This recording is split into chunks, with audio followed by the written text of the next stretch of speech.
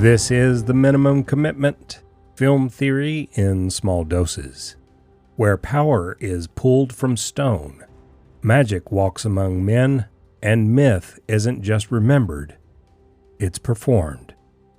I'm Don Lawler, film scholar, sound alchemist, and a knight in slightly tarnished armor. Let's get into it.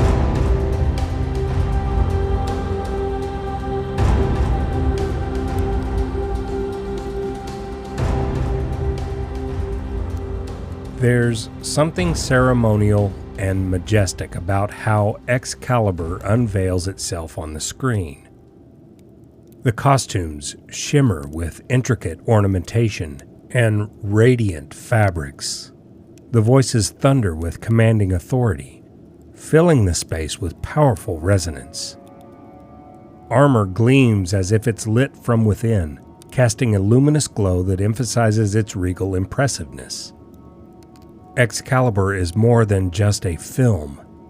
It's an immersive theater experience, a ritual that transports viewers into a world of myth and legend. Director John Boorman doesn't merely recount the legend of King Arthur. He allows the myth to breathe and evolve through elaborate pageantry, elevating the story into a timeless spectacle of visual and auditory splendor. Excalibur isn't a historical artifact. It represents a vivid memory, transformed into profound meaning. It embodies an era that may never have truly existed, yet it has always held significance in our collective consciousness.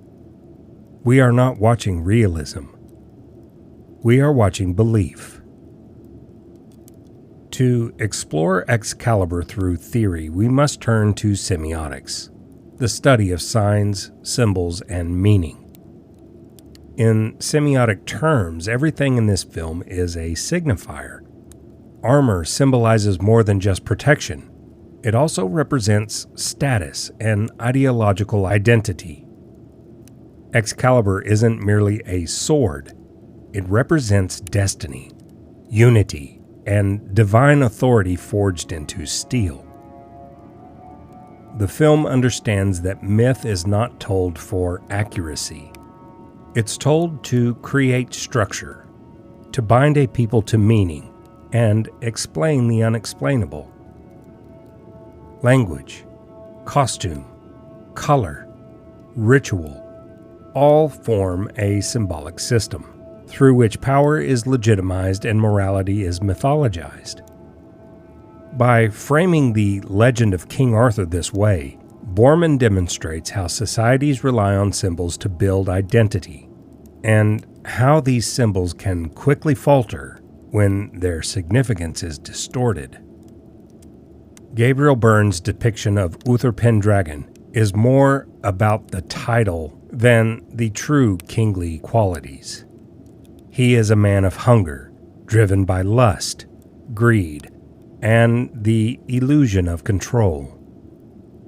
He begs for power and defiles it the moment it's placed into his hands. Excalibur is presented to him as a test, which he fails when he transforms it into a weapon of conquest, rather than a symbol of unity. He does not lead with authority or vision. Instead, he takes what he wants without consideration, and the cost of his actions is everything that matters, everything that's lost, and everything that's at stake. Merlin offers him a glimpse of something larger, an ideal, a balance. But Uther wants what he can hold and what he can own. He sees the sword as proof of destiny. Uther takes the castle, claims the woman, and declares the knight his own. He wields Excalibur not as a king, but as a conqueror. And in that moment of triumph, something larger begins to take shape. This is the hero's journey twisted from the very start. A call to adventure hidden beneath betrayal and bloodshed. Uther's last act isn't noble, it's desperate. He doesn't pass the sword forward. He buries it, driving it into the stone with blood on his hands and fury in his voice. Merlin, where are you? Nobody shall have the sword. Nobody shall wield Excalibur but me!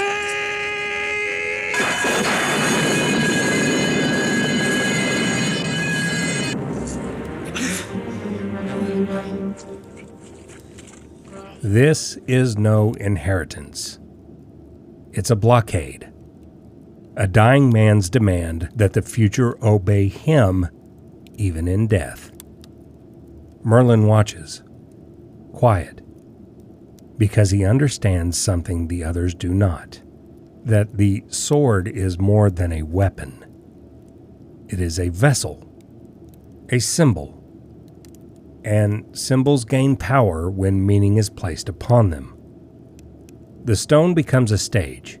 Steel clashes against steel. Banners rise.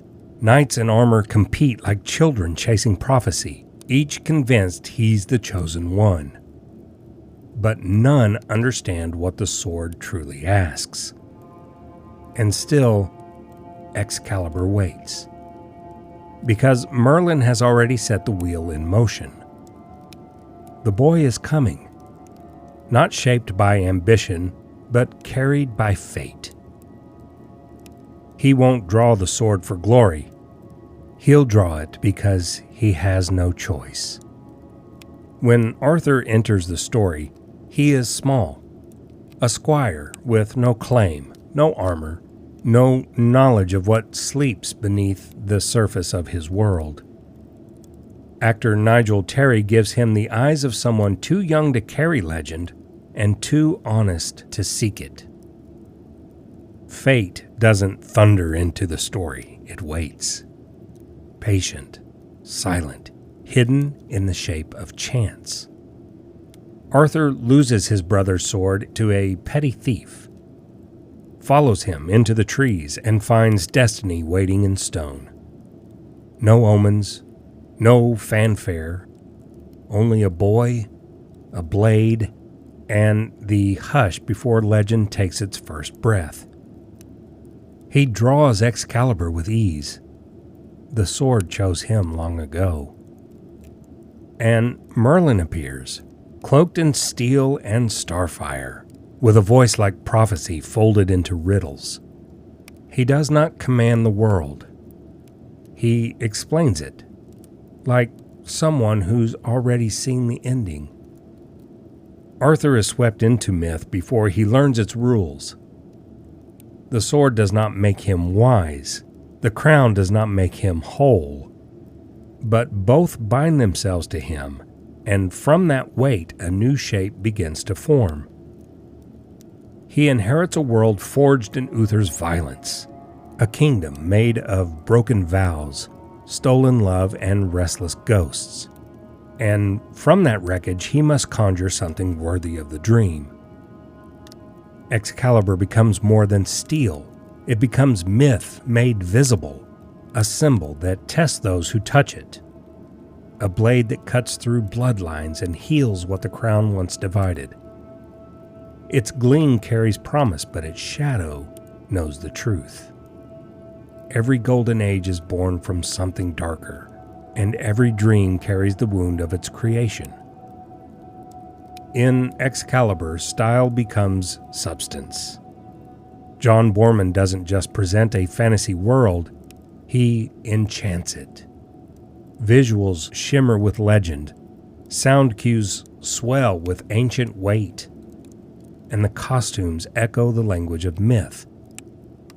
This is formalism at its most operatic, where appearance isn't decoration, it's declaration.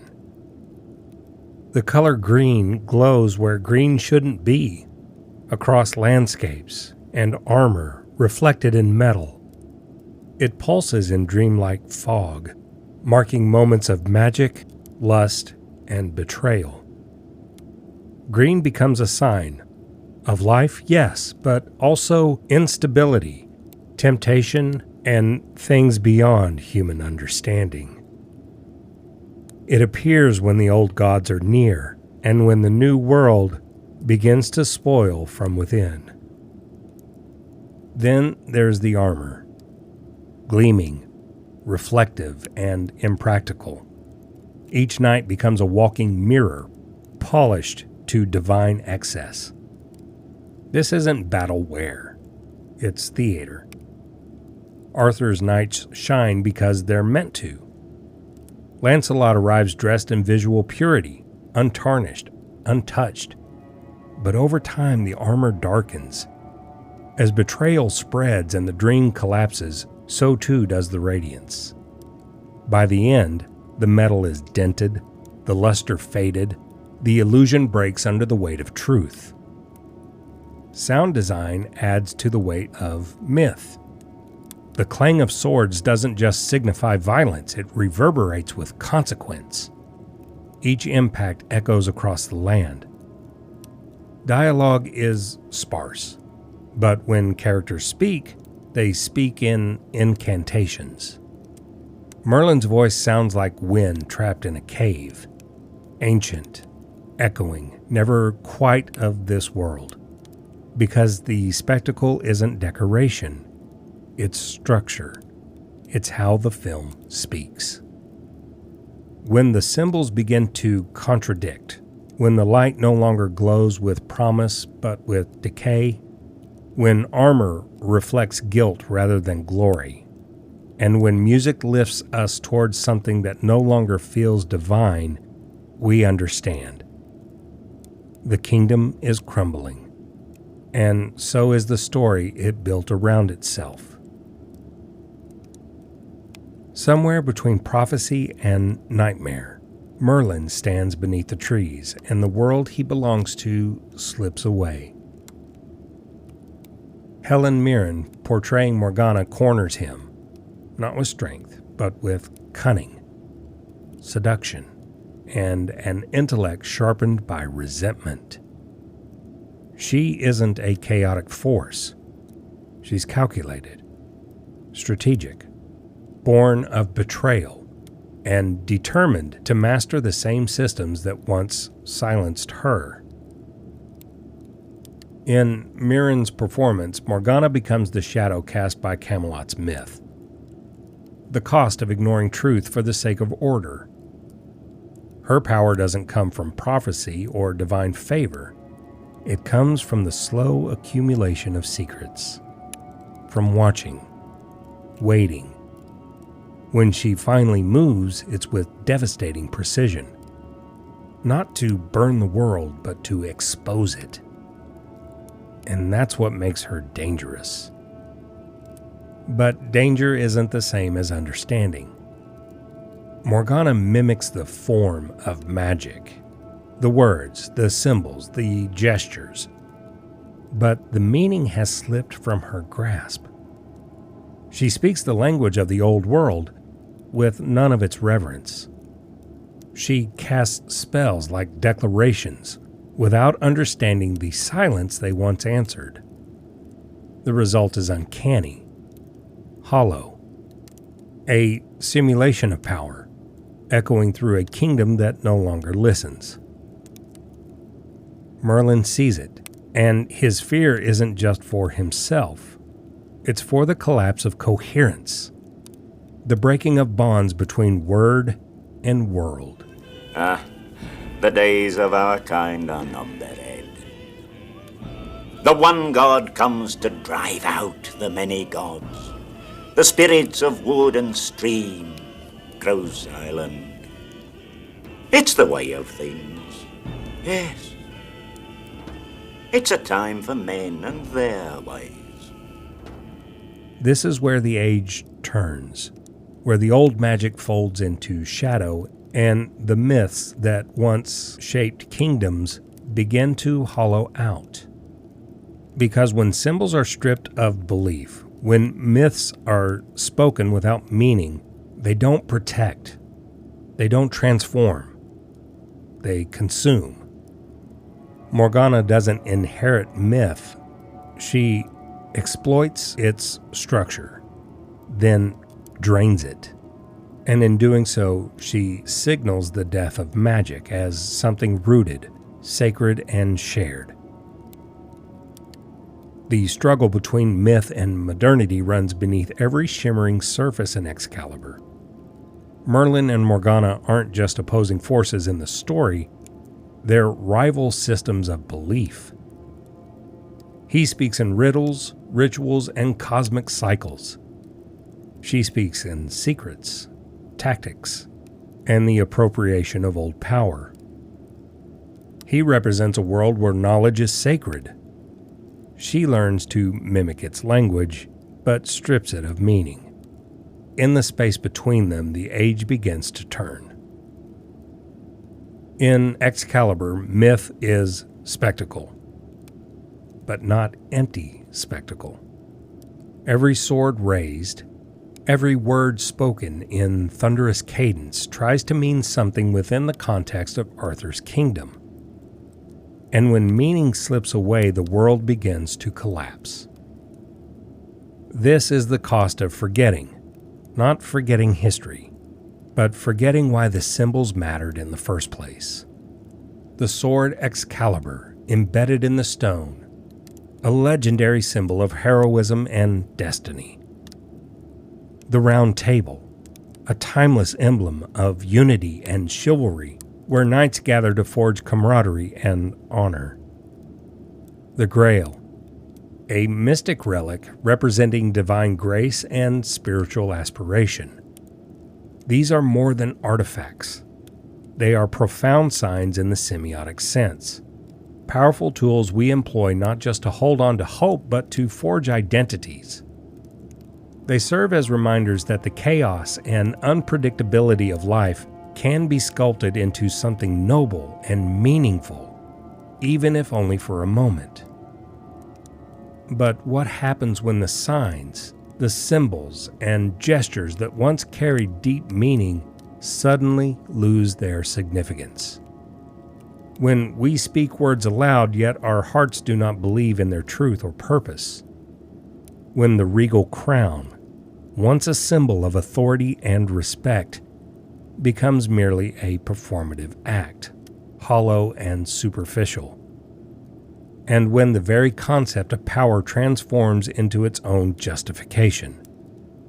The film grimly portrays this decay. The once thriving kingdom begins to wither away.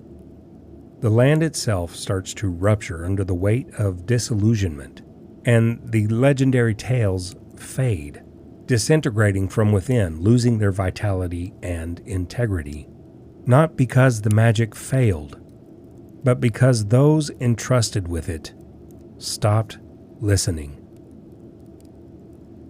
This is how Excalibur speaks to modernity, not as a time of technological progress, but as a world where symbols are everywhere and meaning is scarce.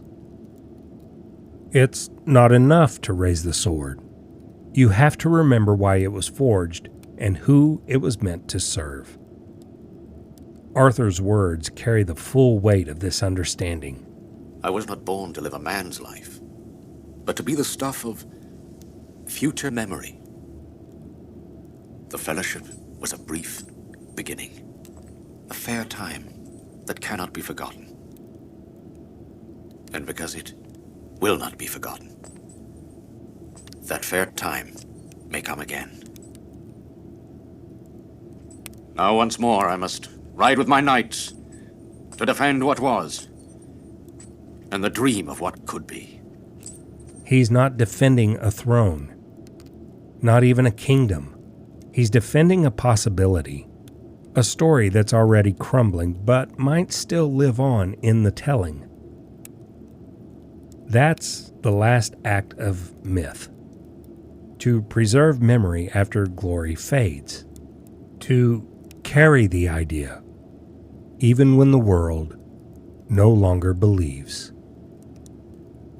Arthur vanishes into myth, not only as king, but as the echo of a dream too grand to survive. That's your thought for the day. Minimum commitment, maximum meaning. See you next time.